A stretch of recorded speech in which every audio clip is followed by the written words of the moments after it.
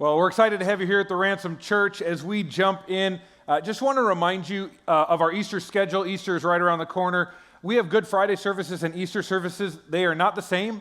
They're two unique services and experiences. On Good Friday, we will have services at 5:30 p.m. and 6:30 p.m. at both campuses.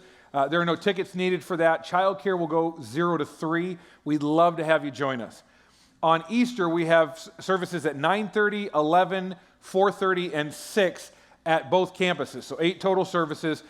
Tickets are needed for that. Those tickets are free. They just help us make sure that we can accommodate everybody, and if we need to add services or childcare workers, we know kind of how to handle things, and so we don't want to turn anybody away.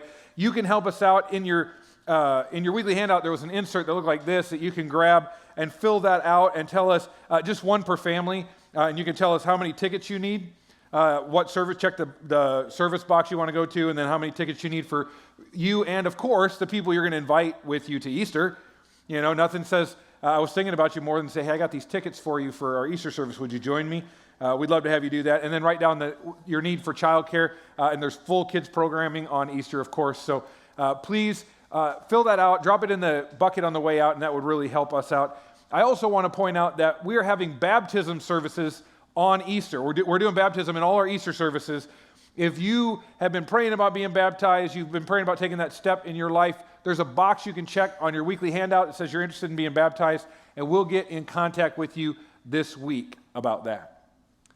So we're in week 3 of our series called Out, and we're wrestling with God's desire for all of us to choose calling over comfort and to follow His calling for our lives, even when it honestly isn't the easiest. Today I want to talk to you about being called out of complacency. Now, I would argue that complacency is epidemic in our culture. And just so that we know what we're talking about here, let's define our term. Let's define complacency by definition. Complacency is a feeling of calm satisfaction with our own abilities or situation that prevents us from trying harder. Okay? In other words, another way of saying that is it's choosing to settle in life. You just get comfortable. You just rest on your laurels and you sit back and you get comfortable. Now, I'm not a visual person, and I'm also a little weird. So if you're like me, perhaps this will help. This is one of those demotivators. Complacency, because sitting on your butt for 5 hours a day is such hard work, you know.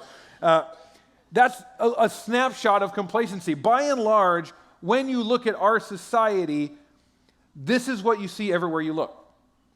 Complacency. Let me illustrate a bit. Family. People say family is really important. You ask almost anyone, they're going to say, of course family is important, and yet statistically, we're living in a way that shows that that's far from the truth. For example, one statistic shows that the average father in the United States spends about 5 minutes a day with his children. Really? Now, those are dads that love their kids, but you know, you work all day, you come home, you're tired, they spend a few minutes with them.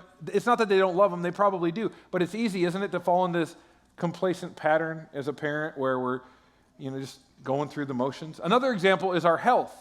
Many of you, when we did our Double Dog Dare series back in January, took the Double Dog Dare to get in shape.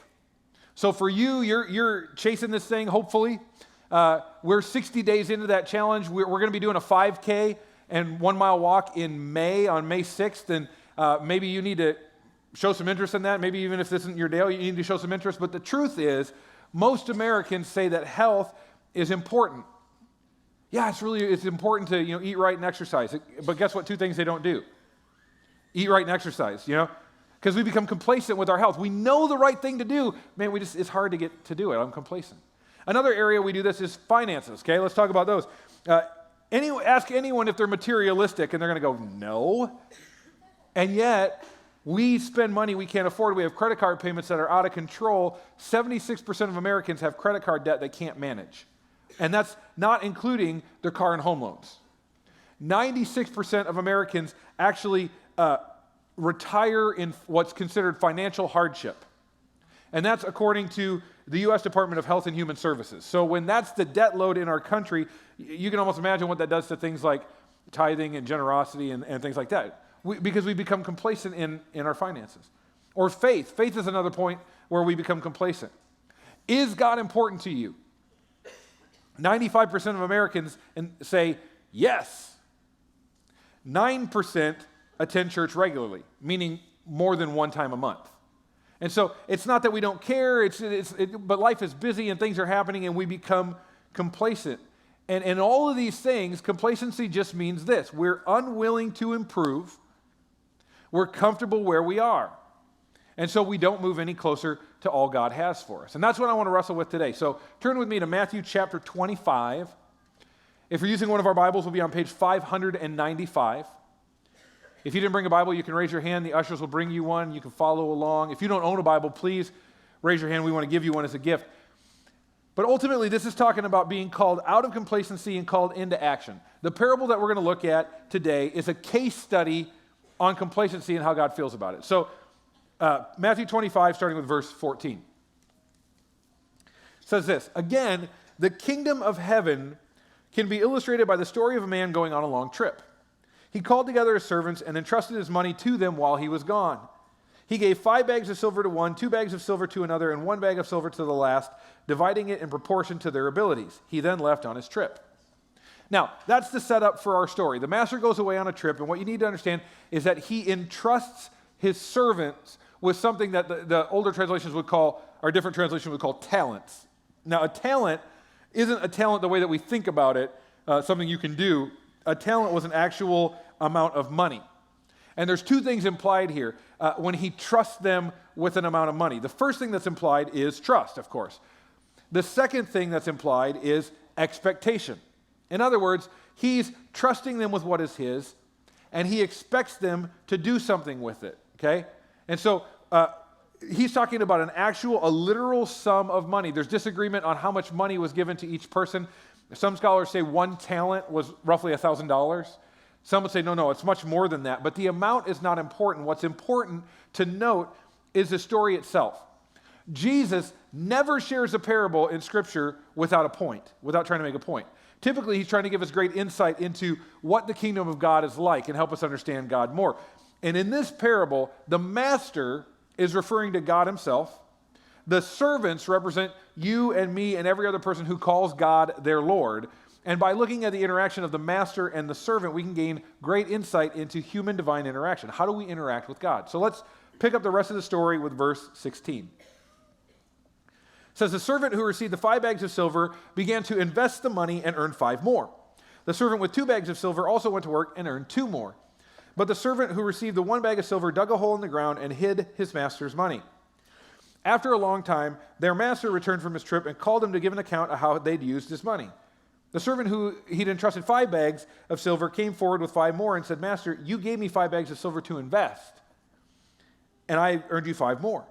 The master was full of praise. 'Well done, my good and faithful servant. You've been faithful in handling this small amount, so now I will give you many more responsibilities. Let's celebrate together.' The servant who received the 2 bags of silver came forward and said, 'Master, you gave me 2 bags of silver to invest, and I've earned 2 more.' The master said, 'Well done, good and faithful servant. You've been faithful in handling this small amount, so now I will give you many more responsibilities. Let's celebrate together.' Then the servant with 1 bag of silver came and said, 'Master, I knew you were a harsh man, harvesting crops you didn't plant and gathering crops you didn't cultivate. I was afraid I would lose your money, so I hid it in the earth. Look, here's your money back.' But the master replied, 'You wicked and lazy servant, if you knew I harvested crops I didn't plant and gathered crops I didn't cultivate, why didn't you deposit my money in the bank? At least I could have got some interest on it.' Then he ordered, 'Take the money from this servant and give it to the one with the 10 bags of silver. To those who use well what they are given, even more will be given, and they'll have an abundance. But from those who do nothing, even what little they have will be taken away. Now throw this useless servant into outer darkness where there'll be weeping and gnashing of teeth.'" Now, I know that's a long passage. Here's what I want you to lock onto. God has entrusted you. God has entrusted you. If you are a believer, if you are a follower of Jesus Christ, you are a servant of the Most High God, which means, as a servant, nothing you have is actually yours. Not your time, not your money, not even your life, but you've been entrusted with everything you have. And in that entrustment, we see 2 things. 1, God is trusting you. 2, he has expectations for you. This story teaches us about stewardship and how there's no room in life to be complacent with the life that God's given you. And so let's jump in, and I want to point out some key thoughts here. The first thought we've already kind of talked about: what you have is not yours. You need to understand that. What you have is not yours. It says that in verse 14, or sets that up for us. It says, again, the kingdom of heaven can be illustrated by the story of a man going on a long trip. He called together his servants and entrusted his money to them while he was gone. Now, this scenario is actually quite common. Given the uncertainties of travel at the time, a lot of times the time of your return was open-ended. And so what would happen is, before leaving on a trip like this, a wealthy person would delegate the supervision of their wealth and of the increase of their wealth to the most trusted servant or employee. They were expected not only to care for it, but to do something that brought a return. So it was clear to these servants, this is not a gift. The master's not giving me all his money. It was a responsibility that was given. It still belonged to the master. They were the managers, the stewards. They were not the owners. Their job was to manage what had been given for the master's interest, not for their own interest. So what you have is not yours. Your talents, your gifts, your abilities, your skill at running a successful business, your gift of influencing, making friends and influencing people, your ability to totally shred on the electric guitar. These things, whatever gifts, whatever talents, whatever finances you have, isn't really yours in the first place. It was given to you to manage for God's interest, not for your benefit. The question is, how well are you managing what's his? In Psalm 24, verse 1, it says this: the earth is the Lord's and everything in it. The world and all its people belong to him. Translation: God's the master, you're just the manager. Everything belongs to him, everything is on loan from him. Verse 14 says it pretty clearly. It says the master called whose servants?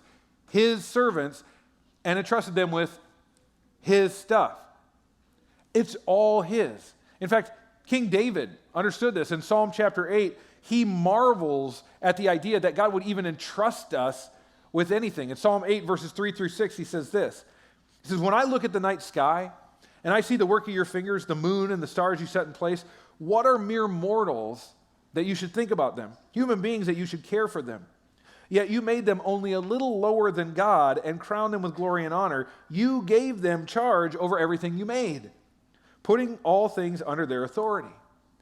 Folks, nothing we have is ours. Your spouse, your children, your home, your land, your finances, your spiritual gifts, your time, your actual talents, the things you can do, they're his property to be used for his purposes. Which leads to the second insight. You get what you get and you don't throw a fit. Okay? This is a lesson that we teach our kindergartners and our little kiddos. Apparently, it's a biblical truth as well. You get what you get, and you don't throw a fit. Look at verse 15. He gave 5 bags of silver to one guy, 2 bags of silver to another, and 1 bag of silver to the last guy, dividing it in proportion to their abilities. He then left on a trip. Now, we read that, and the first thing we think as Americans is, wait a minute, that's not what? Fair. So, question, true or false? Is life fair? No, false. Question, should life be fair? True or false? No. Yeah, we want that one to be true, don't we? We're all like, true, false. It's probably false. It's probably false, right? We want the second one to be true. And honestly, if life is about me, if I have come to the conclusion there is no God, life is about me, then it should be. Not only should it be fair, I should get whatever I want because it's about me. If everything's about me, then of course I should have as much as you. I should have at least as much, if not more than you. But if it's all about Jesus, boy, that changes everything, doesn't it? So here's what you need to hear. This is a sobering truth. God gave you enough to do what he wants you to do. He didn't give you someone else's stuff, abilities. He gave you your stuff, your abilities. He gave you enough to do what he wants you to do. I want you to notice here, they don't all get the same thing. I also want you to note that the reason for the master's decision was according to each one's ability. Which, here's how that translates. You don't all have the same stuff. We can't all do the same stuff. And the irony of the whole thing is we seem to always want what we don't have. We want the talents and the gifts and the finances and the brains and the whatever and the looks. We want everything everybody else has. And we don't want it. We don't sit there going, man, I want that for what I can do for God. We want it for what we can do for us. And God says, no, I know what I wanted to trust you with. I didn't ask you to be faithful with somebody else's gifts. I asked you to be faithful with yours. Your job is be faithful with what I gave you. No more, no less. Or let me put it this way. Our responsibility is tied to our ability. Our responsibility is tied to our ability. Let me give you an example. Our worship team just led us in some beautiful music. Now, you may want to be on the worship team. You know where I'm going with this. But if you have absolutely no musical ability, then there's no expectation that you lead worship. God doesn't expect it. We don't expect it. Please don't. Okay? Now, that doesn't let any of us off the hook. We're all called to worship. I think there's a reason in Scripture God says make a joyful noise, not make a beautiful noise, because some of us, all we got is joyful, right? That's all we got. But if God has blessed you, if you do have those gifts, use them for the kingdom. Does that make sense? In the same way, God knows some people have more finances than others. Okay? He gets that. And in this generosity initiative, not all of us are expected to give ridiculous amounts of money.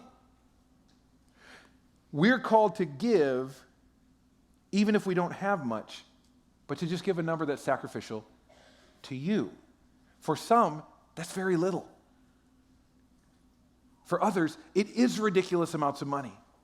But your responsibility is tied to your ability. He never demands from us in any place in life what we don't have. But he does demand for us to use what we've been given in the way he tells us to. Which leads to the third insight. Do what you can with what you've got. Nobody else can make your gift. Do what you can with what you've got. Look at verse 16. The servant who received the 5 bags of silver began to invest the money and earned 5 more. The servant with 2 bags of silver also went to work and earned 2 more. But the servant who received the 1 bag of silver dug a hole in the ground and hid his master's money. Now, honesty time. Any risk takers in here? Yeah, my people, right? Anybody in here, risk takers drive you crazy, right? You can admit it, no shame. They drive you crazy because you're like, I love them, I just don't like them. Because, they keep doing things that seem foolish and impractical, and as soon as things settle down and get comfortable, they stir it all up again, they get all riled up, and we should try this, we should do this, it's going to be so great. And it did drive me crazy. And so it might bug you to hear this, but it's true. God loves risk takers. We read this story, and it's really easy to relate to the third guy. Because these first 2 guys, they bet the farm, they risk it all. The third guy, he does what is fiscally responsible and prudent. Our tendency is to play it safe, to do everything we can in life to mitigate risk. And I'm not saying that's a bad thing. I have lots of things in place in my life to mitigate risk. But in the church, what that ends up looking like is we try to make sure everyone's comfortable. It's true with our finances, it's true with our time, it's true with the actual talents God has given us, it's true with the way that we serve in our community. The problem is a lot of churches don't stop at comfort. They slide right on past into complacency. So it may surprise you to hear how the master reacts here. It says in verse 19, after a long time the master returned from his trip, called him to give account how they used the money. The servant who had the 5 bags of silver came forward with 5 more, said, you gave me 5 bags of silver to invest, I earned 5 more. Now watch. The master was full of praise. Well done, my good and faithful servant. You've been faithful in handling this small amount, so now I will give you many more responsibilities. He says faithful twice. And then he says, let's celebrate together. So God says to this guy, way to risk it all. Way to be completely like a risk taker. Now we see the master shower the servant with 3 things. The first thing he showers him with is commendation. He praises him for a job well done. And who doesn't want to hear that? Well done, good and faithful servant, right? The second thing he gives him is a promotion. He says, man, I'm going to trust you with more. You've shown you've been faithful with what I've given. You've proven you won't waste what I give you, but you'll risk it appropriately for the kingdom. Good for you. And the third thing he gives is invitation. He says, let's have a party. Let's celebrate together. Now, I want you to see what happens with the second guy, verse 22. The servant who had received the 2 bags of silver came forward and said, Master, you gave me 2 bags of silver to invest, and I've earned 2 more. Now watch. The master said, well done, my good and faithful servant. You've been faithful in handling the small amount, so now I'll give you many more responsibilities. Let's celebrate together, word for word. Listen, the second servant didn't have as much. And he didn't point and go, well, I would have done something if you would have given me, but you gave the one guy 5, you gave me 2. He didn't do that. He took what he had, he did what he could, risking it all for the sake of the master. And the master says exactly the same thing. Commendation, promotion, invitation. Listen, we don't all have the same stuff. We don't all have the same abilities. We don't all have the same opportunities. We don't all have the same talents or finances or time. But you know what we all have? The same call. Take what you have, make the most of it for Jesus. That's everybody's call. Which brings us to the third servant, verse 24. Then the servant with the 1 bag of silver came and said, Master, I knew you were a harsh man. It's not a good start, by the way. Harvesting crops you didn't plant and gathering crops you didn't cultivate. I was afraid that I would lose your money, so I hid it in the earth. Look, here's your money back. But the master replied, you wicked and lazy servant, if you knew I harvested crops I didn't plant and gathered crops I didn't cultivate, why didn't you deposit my money in the bank? At least I could have gotten some interest on it. The third servant plays it safe, and at first glance it doesn't look too bad. He buries it for safekeeping, which in those days was actually pretty common to take some money, put it in a container, bury that container. Then if an enemy nation came and wiped you out and took you over, and they took everything in sight, when they were gone, you could dig up what was left, and you actually had something. And so this guy is just trying to keep the money safe. And so the words from the master are actually kind of shocking. You wicked, lazy servant. He fires this guy, throws him out, and he gives the money to the guy with the most. That doesn't seem fair. Listen, it's hard to admit that it's easy to be this guy. Many of us don't make the most of whatever God gave us because we don't think he gave us a lot. We don't make the most of what God gave us. Some who have been entrusted with less don't make the most of the less that we've got. And we don't realize God entrusted you with valuable assets to invest wisely in things that last for eternity, and far too many of us waste what we've been given. And there are several reasons we do this. First is fear of failure. The servant, it's all about his perception. He sees the master as a harsh master. He admits, I'm afraid of the master. And maybe that's where a lot of us are. I think so many of us, we mishandle what we're given out of fear. Fear of losing everything. And out of fear of losing everything, we do nothing. And so many miss opportunities to do something significant with the gift and the talent and the possession we have because we don't think there's enough there to do anything significant. And so out of fear, we take our time or our talent or our treasure and we bury it in our own lives. And then there is a whole other group of people who don't do this, and honestly, it's out of laziness. And another word for that is complacency. The master actually calls this person wicked and lazy. Some of us, we don't give our time, we don't give our talent, we don't give our treasure, and it's simply because we're too lazy. We say, I don't want to give up time from my schedule to obligate myself to, like attend church and serve at another service. Oh, 2 hours?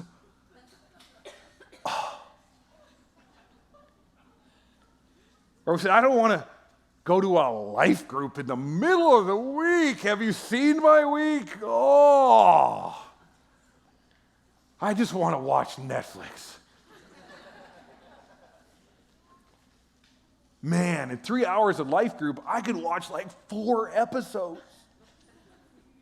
Or we say, I don't want to adjust my lifestyle so I can make a financial pledge. Oh. It's hard enough the way it is. It's not that they don't want to give, it's not that they don't care. It's just like, I'd love to do those things, but man, it's a lot of work. It's easier just keeping things the way they are. Maybe that's where you found yourself, and we become the lazy servant. We don't even get any interest on what God gave us.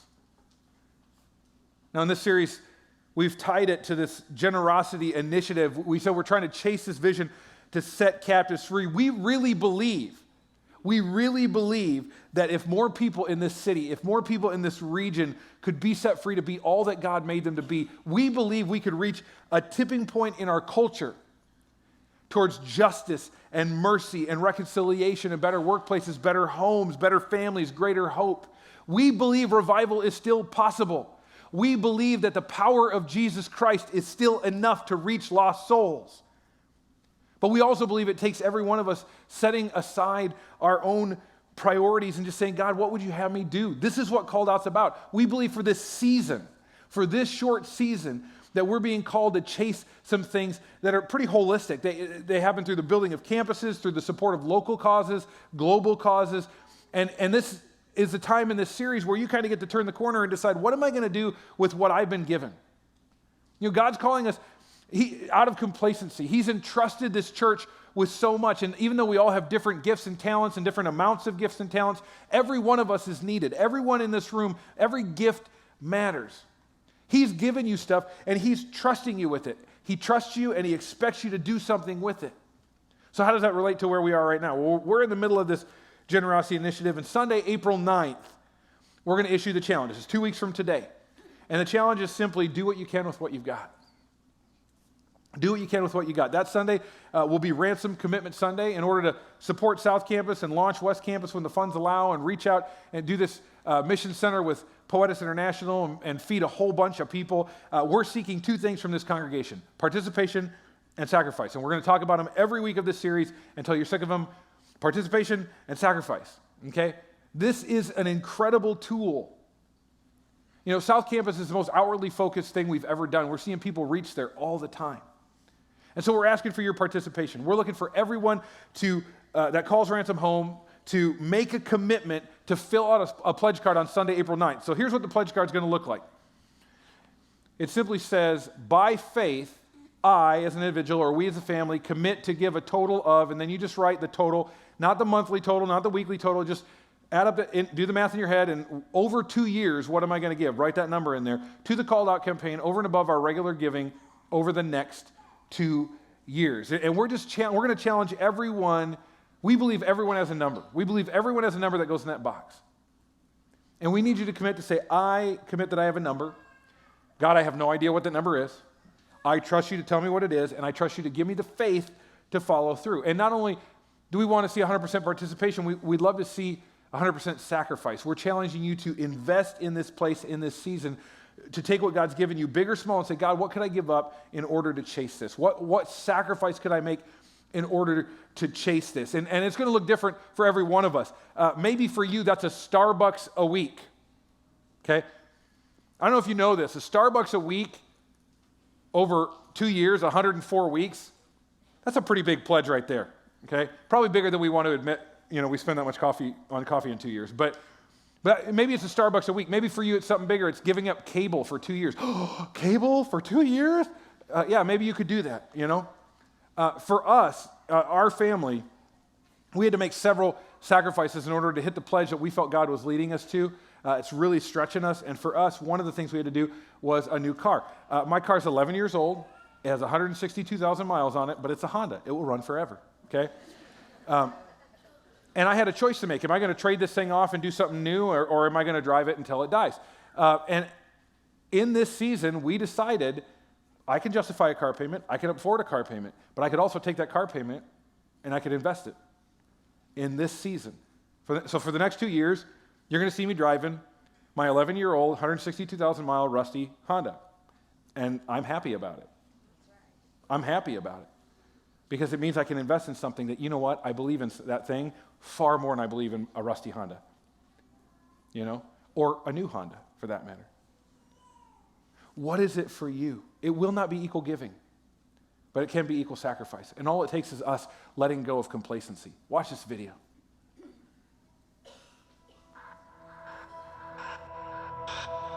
We go back so far with the Ransom as we were in the theater.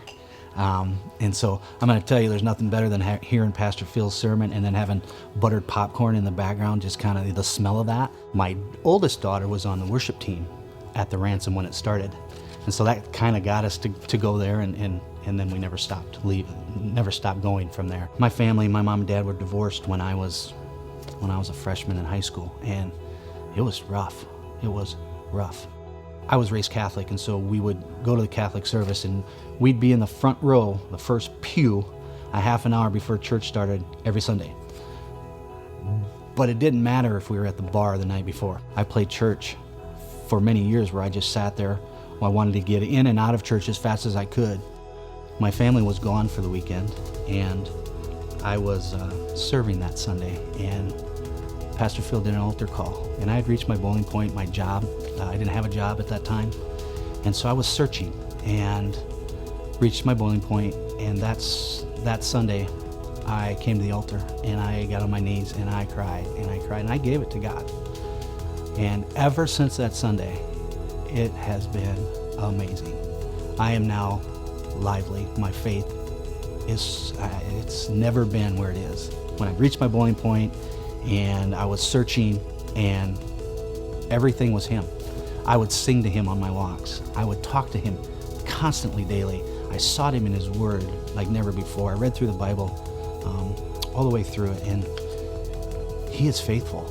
He really is faithful, and Phil helped me in that as well. I started within guest services, but there's also some things within guest services that we do that people aren't aware of, which is totally fine. I'm involved with the turkey giveaway. I'm in a small group. It's just where where God has led me to be. My friend had just lost a granddaughter. She was born and didn't last very long. And so because I put something out there on Facebook, he reached out to me, and he lives in Sioux Falls, and he was like, dude, I'm struggling with life right now and just understanding things. And he told me something that really stuck with me, and he said, I want to see my granddaughter in heaven. And I said, wow, okay, I have a perfect place for you to come then. And that was the Ransom. And I was here serving that morning at the 8:30 service, I think at that time, and I sent him a video of the Ransom. And he and his wife were at the service at 11 o'clock that day, March 9th, 2014, and their lives have been changed because of God and the Ransom. A year ago, my dad was having some health problems, and he needed to come stay with me in Sioux Falls. I said, Dad, if you stay with me, you have to go to church. His first comment was, no, I can't do that. And so I asked him again, and he said to me, yeah, I can do that. I can go with you. We're singing to God in the praise and worship. And my dad turns to me and he says, so this is what church is like now. And all of a sudden my dad looks at me after a song or two and he says, this is the best thing I've ever done in my life. This place is my second home. And that's never happened to me before. Church, again, I'd want to get in and get out. And this place, I want to come. And when I serve here, I am blessed enough to possibly listen to the message every service. And I want to do that, and that's never happened to me before. So I believe it's what God has called me to do.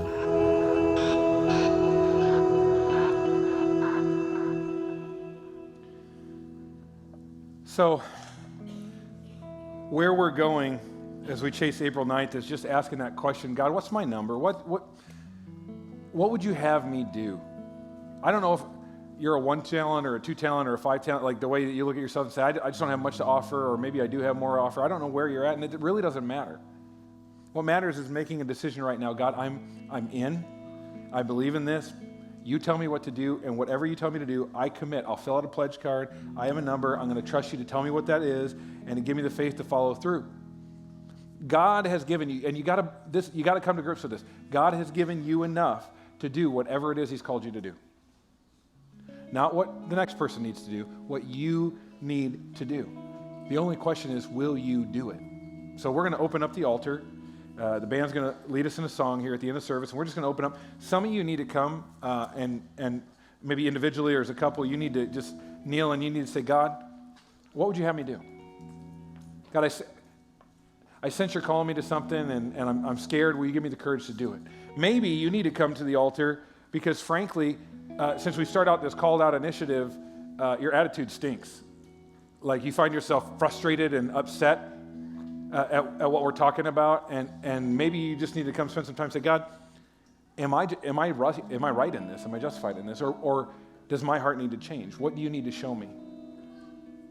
Maybe you just need to come before him and you need to say, God, I want to do a whole bunch, but I just don't have the ability to do what I'd love to do, but what would you have of me? Whatever it is, whatever you need to wrestle with, whatever you need to struggle through, maybe it has nothing to do with finances. Maybe you need to come down and go, God, I'm really complacent with my kids right now.